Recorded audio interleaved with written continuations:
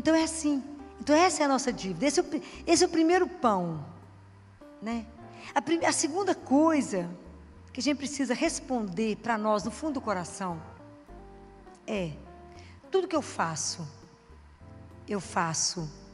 para Deus de verdade?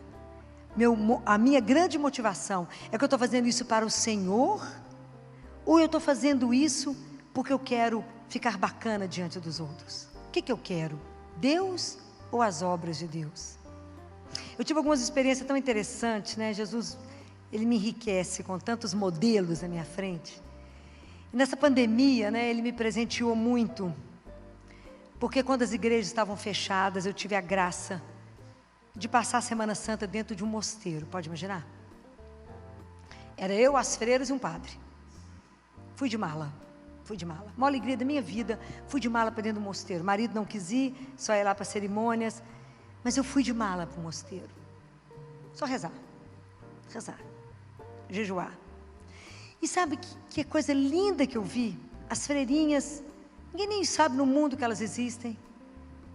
Vivem para rezar pelo mundo, por esse mundo estar aí de pé. E elas, para a cerimônia da cruz, depois de tudo que a gente já tinha rezado pela manhã, logo depois do almoço, nós fomos ensaiar para a adoração da cruz. Imagina, a média de idade, 70, 80, 90, cadeira de roda, tudo que elas fizeram na vida, era, por onde passa, vocês me viram fazendo a inclinação para estar diante do altar. Estou diante de Deus vivo. E elas, tudo isso, para chegar, elas fazem isso diante de Deus, fazem isso diante dos irmãos e assentam. Muito bem. O sacerdote segurava uma cruz e elas fizeram fila para ensaiar como é que se curvariam diante dele.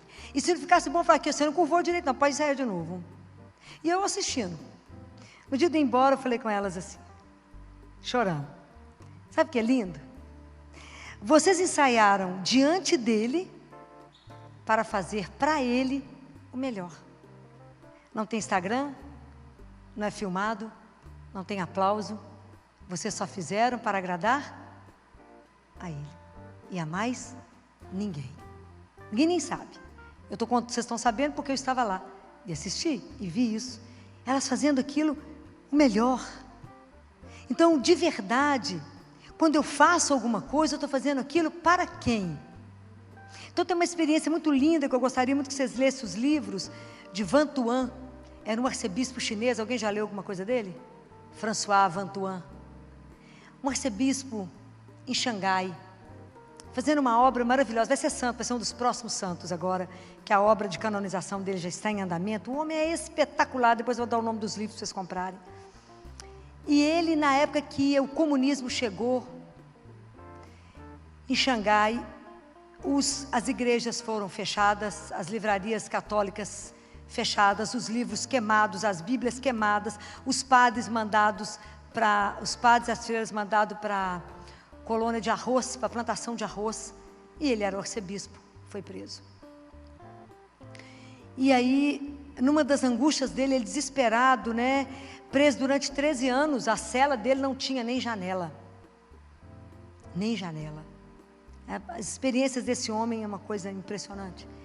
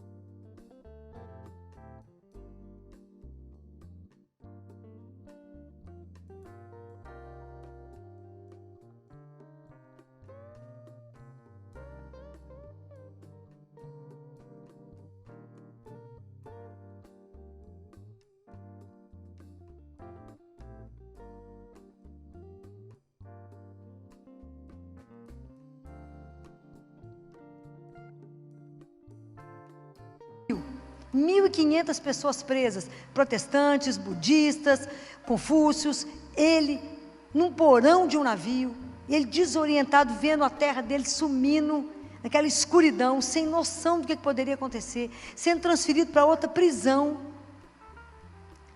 Ele de repente tem um insight, ele lembra como Paulo também ficou preso no navio, acorrentado, sendo levado para Roma. Ele falou, mas aqui nesse momento, nesse porão desse navio, essa é a minha catedral. E esse povo que está aqui, porque quando acordou de manhã, quando a luz, quando amanheceu o dia, o povo reconheceu ele, falou, o senhor é bispo. Então o povo olhou para ele, esperando dele uma palavra de esperança, de confiança.